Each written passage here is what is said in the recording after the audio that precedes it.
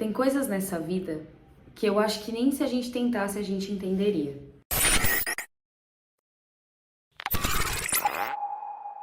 Pois é, gente, acabou agora São Paulo e Atlético Mineiro, partida válida pelo Campeonato Brasileiro.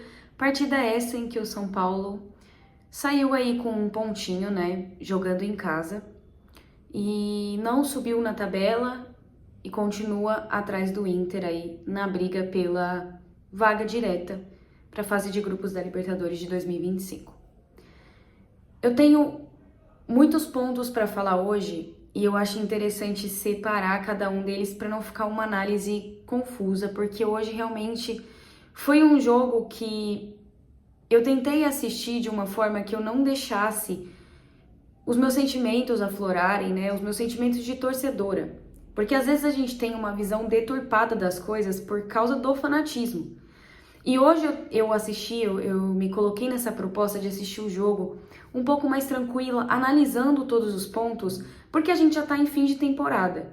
E eu acho interessante a gente fazer uma análise, né, do futebol do São Paulo nessa temporada e do futebol do São Paulo nos últimos jogos. Então vamos com calma.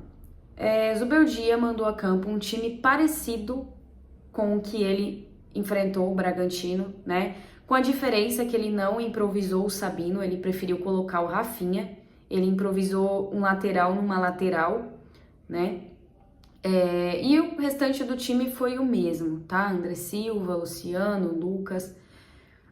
O Juan permaneceu no time titular porque o Arboleda está machucado, o Caleri está machucado. Então ele acabou optando por permanecer com o mesmo time e a diferença foi que ele colocou o Rafinha improvisado na outra lateral. O Atlético Mineiro não vinha de bons resultados no Campeonato Brasileiro, não marcava já alguns jogos, né? E o Atlético não é um time ruim, que fique muito claro isso, tá? O Atlético Mineiro não é um time ruim, o Atlético Mineiro tem bons jogadores, tem jogadores que desequilibram, quase sempre quando jogam contra o São Paulo, que é o caso do Hulk, né? O Hulk sempre consegue aprontar quando ele joga contra o São Paulo. É sempre uma falta, é sempre um chute de fora da área, e é sempre um jogador que tem toda a liberdade do mundo para jogar, quando se trata de Atlético Mineiro e São Paulo e Atlético Mineiro.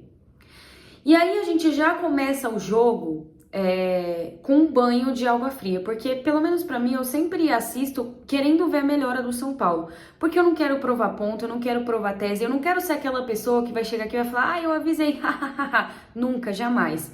Porque existem alguns torcedores do São Paulo que parece que torcem pro São Paulo perder só pra falar assim, tá vendo? Eu falei pra vocês que esse técnico não prestava, tá vendo? Eu falei pra vocês que esse jogador não prestava. Eu não sou assim. Sempre que eu assisto um jogo do São Paulo, eu quero que o São Paulo vença, independente se o treinador é bom ou ruim. Quando o São Paulo estava sob o comando do Thiago Carpini, por mais que me irritasse profundamente aquela troca de passe, aquela coisa nojenta, aquele futebol nojento, eu sempre torcia pro São Paulo vencer, independente de qualquer coisa. Porque pra mim é São Paulo acima de qualquer coisa, treinador, jogadores, o que quer que seja. E já começa com um banho de água fria quando aos 36 segundos o Atlético Mineiro, que não marcava 5 jogos, precisou de exatos 36 segundos para marcar no São Paulo. Exatamente 36 segundos, num chute de fora da área do Hulk, onde ele não tinha marcação de nenhum dos zagueiros, de nenhum jogador de defesa, nenhuma. E aí o Juan marcando de costas dá a condição pro Paulinho, que a bola bate na trave e depois o Rafael afasta não sei lá Deus como, porque também era uma bola defensável, e ele toma o gol do Paulinho, que inicialmente foi dado impedimento, mas depois a gente claramente viu que o Juan dava condição para ele, porque o Juan estava marcando de costas, e aí o Atlético abre o placar com 36 segundos. E tudo que poderia acontecer naquele início de partida desmorona, porque o seu time toma gol com 36 segundos. E aí o São Paulo não consegue se achar em campo. E inicialmente o Atlético Mineiro foi melhor do que o São Paulo. O Atlético Mineiro tinha as melhores opções, né? O Atlético Mineiro de fato estava jogando melhor do que o São Paulo. E aí chegou ao segundo gol numa cobrança de falta do Hulk, aonde o Paulinho consegue mais uma vez subir sem marcação, sem nada, e faz o gol 2-0 Atlético Mineiro em pleno Morumbi com quase 36 mil pessoas.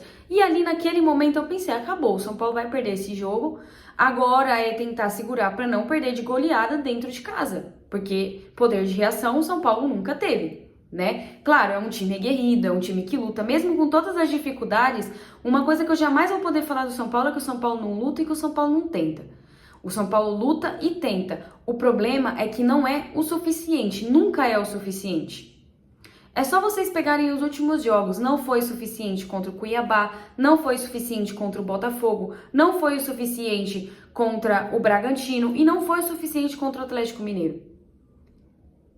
E um questionamento que eu tenho... Na verdade, eu vou deixar esse questionamento quando eu for falar do Zubeldia. Eu vou focar no jogo agora por enquanto.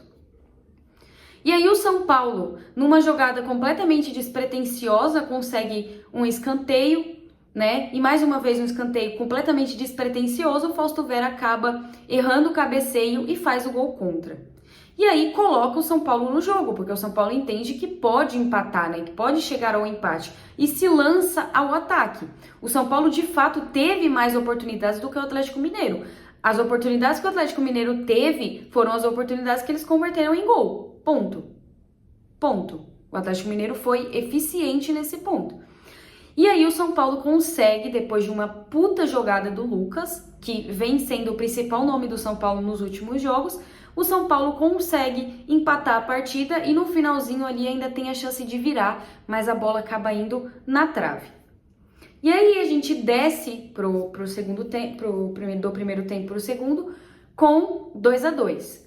E aí o que você pensa? O segundo tempo vai ser muito mais favorável ao São Paulo, apesar de que eu já imaginava que o Milito ele iria colocar a marcação em cima do Lucas, porque o jogador que realmente estava desequilibrando com o Atlético Mineiro era o Lucas, não tinha outro jogador do São Paulo. Ferreirinha, mais uma vez, não fez um bom jogo, né? Outro, Luciano, um a menos também. André Silva estava ali posicionado, fez um bom jogo, não entendi por que ele saiu, né? Principalmente para entrar o Michel Araújo, não consegui entender. Mas o Lucas, de fato, era o jogador que estava desequilibrando para o São Paulo.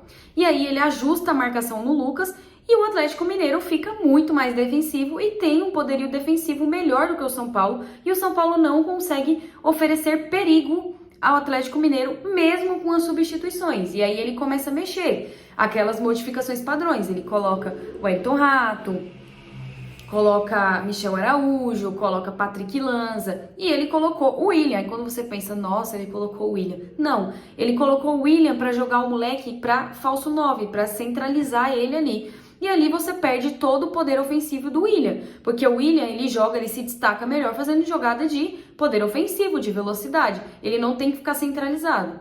E aí ele acabou matando o futebol do William. E aí não aconteceu muita coisa no segundo tempo e saímos com um empate em 2-2. E aí a gente vai começar a falar do trabalho do Zubeldia. Por quê? A grande polêmica da semana, do mês, enfim, é se ele deve permanecer para 2025. Eu queria fazer um vídeo só sobre isso, mas eu já vou logo dar um spoiler. Pra mim, não. Pra mim, ele não tem que permanecer pra 2025 e eu vou explicar pra vocês por quê. Zubeldia é um bom treinador, ele não é ruim. Só que ele é um treinador de poucas ideias, ele tem uma convicção e ele vai naquilo até o fim. Ele não usa a base do São Paulo, ele queima os jogadores da base do São Paulo. É só vocês terem, por exemplo, o William Gomes, né? E o Moreira. O Moreira é de vidro? É de vidro. Só que ele tá sendo escanteado e tá sendo queimado e muito provavelmente vai sair em 2025. Por quê? Porque ele pediu para sair contra o Cruzeiro porque ele tava com cãibra. O William Gomes está sendo escanteado por 15 minutos ruins numa Libertadores da América, a primeira Libertadores do moleque. De um moleque que não tem nem 20 anos de idade ainda. Tá na transição. Ele colocou o William para jogar em um dos jogos mais importantes, né, da temporada, e por 15 minutos ruins, ele escanteou o moleque, e quando ele definitivamente escolhe utilizar ele de novo, ele coloca o William para fazer a função de centroavante. E mina todo o futebol. E é sempre as mesmas modificações. É Michel Araújo, é o Wellington Rato, tira o Luciano, bota o Luciano, tira o Ferreira, põe o... São sempre as mesmas substituições. Ele não utiliza alguns jogadores. Por exemplo, o Santilongo foi contratado para que se ele não joga?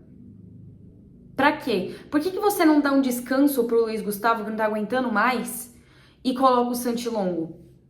Não. Você tira o Alisson, você coloca o Marco Antônio, você nunca dá chance para jogadores que estão escanteados no banco de reservas. Como que você vai manter esse tipo de profissional para 2025? Para que você vai manter? Para quê? Eu pergunto. Faz igual o Santos fez. Ganhou a Série B, gratidão, Carille, 3 beijos e tchau. Viraram o bumbum do Carille, ó, e deram um chute na bunda dele e mandaram ele para longe. É isso que vai ter que acontecer com o Zubeldia. Se não, em 2025 a gente vai lá fazer a pré-temporada com ele, não vai ter contratações decentes, porque o São Paulo já falou que não vai ter. Não vai ter contratações decentes, e aí o que vai acontecer? Ele vai disputar o Campeonato Paulista, vai ser eliminado por Novo Horizontino, Água Santa, e vai cair. E aí a gente vai ter que começar novamente a começar do zero com um novo treinador. Então, ó, dezembro tá aí. A gente tem acho que mais 3 jogos. Botafogo, Grêmio e Juventude, não nessa ordem. Se não me engano é Grêmio, Juventude e Botafogo. 3 jogos. Utiliza nesses 3 jogos e depois é beijo e tchau. Não tem como você manter o Zubeldia, não tem perspectiva para manter o Zubeldia, por quê? Porque ele não tira mais nada do time. O trabalho dele vive de lampejos de bons jogadores que nem sempre vão estar inspirados, que é o caso do Lucas Moura. Nem sempre o Lucas vai ser o Lucas do PSG ou o Lucas de 2012 no São Paulo. Nem sempre. Porque nem Noé carregou tanta anta assim, igual o Lucas carrega. Não dá pra você depositar 100% da sua confiança no Lucas Moura. Você precisa fazer o time coletivamente jogar. E o São Paulo não tem um bom desempenho coletivamente. É só você olhar Tressoldi e Alan Franco. Alan Franco é muito bom. Tressoldi é isso aqui abaixo de 0. A gente tem um zagueiro que é bom, que é o Alan Franco, e a gente tem um Tressoldi que não fica nem aqui. Tanto que nem aparece aqui, ó, no vídeo, de tão subterrâneo que ele é. E é outra escolha que eu não consigo entender por que o Ferrarese está sendo escanteado para dar lugar pro Tressoldi. Jogador esse que, se ele bater a meta, o São Paulo é obrigado a contratar, se não me engano, por 25 milhões. Como que você vai pagar isso para um jogador ruim igual esse Juan? Ele tinha que ser terceira, quarta opção da zaga do São Paulo. Ele não tinha que ser titular. Sabe? Tinha que ser assim, Alan Franco e Arboleda. Se o Arboleda não tá, você vai jogar com o Ferrarese. Se o Ferrarese não tá e a Arboleda não tá, você vai jogar com o Sabino. Aí se nenhum desses 3 tá, aí você joga com o Juan porque não tem opção. É isso que tem que acontecer. Mas não, ele é escolhido de titular e falha mais uma vez e faz mais uma partida ruim. Uma partida péssima. Então são escolhas do Zubeldia que não dá pra entender, eu não vou entender, só que eu também não vou fazer o mínimo de esforço de entender. Porque hoje em dia, pra assistir o São Paulo, você não tem mais vontade, sabe? Eu acho que assim como eu, você que é São Paulino, você senta pra assistir o jogo do São Paulo já querendo que acabe. Eu, sinceramente, quero que essa temporada se encerre o mais breve possível. Porque o futebol do São Paulo é pobre. É patético. O Red Bull Bragantino, eu anotei aqui um dado, não marcava há 5 jogos e precisou de 15 minutos para fazer um gol no São Paulo. O Atlético Mineiro não marcava há exatos 5 jogos também, marcou no São Paulo com 36 segundos de jogo. São Paulo fez partidas ruins contra praticamente todos os times que estavam brigando lá embaixo. São Paulo fez uma partida ruim contra o Fluminense, perdeu, não jogando nada. São Paulo fez uma partida ruim contra o Criciúma, empatou num puta chute do Lisieiro, porque senão teria perdido. São Paulo empatou no milagre com o Bragantino, que tá na zona do rebaixamento e tá sofrendo para sair de lá. Muito provavelmente vai ser um dos times que vai ser rebaixado esse ano. Só empatou por causa do Lucas Moura. São Paulo fez uma partida patética contra o Atlético Paranaense e por isso aqui não vê o resultado escapar. Praticamente contra os times que estão brigando lá embaixo, o São Paulo fez partidas ridículas. Contra o próprio Corinthians, o Corinthians com 2 a menos, o São Paulo ainda em iminência de tomar um empate.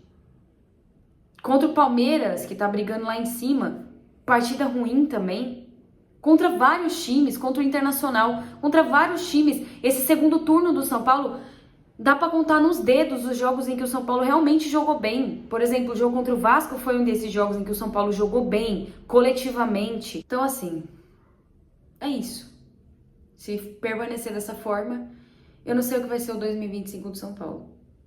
Me dá medo, né? Me dá angústia mesmo, sabe? Muita angústia.